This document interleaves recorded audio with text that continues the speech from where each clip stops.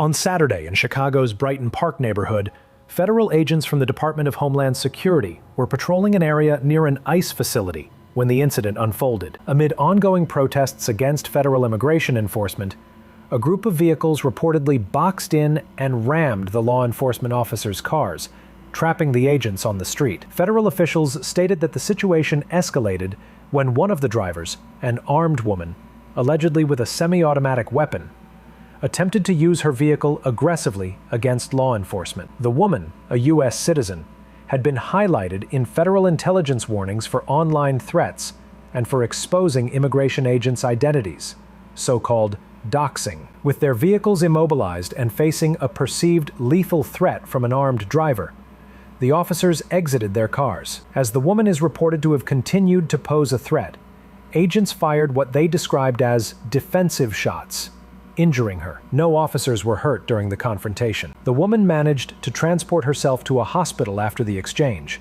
and her condition was reported as stable. The shooting took place in the context of heated protest activity and heightened tensions over federal immigration enforcement in Chicago. Officers at the scene also used pepper spray and rubber bullets to disperse crowds, as demonstrators attempted to block or hinder ICE activities.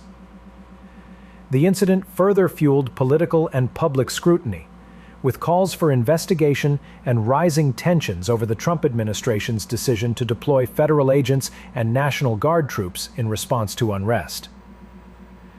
In summary, law enforcement officials say the shooting was a response to an immediate armed threat during an intense and chaotic confrontation linked to ongoing protests against federal immigration policy and ICE presence in Chicago.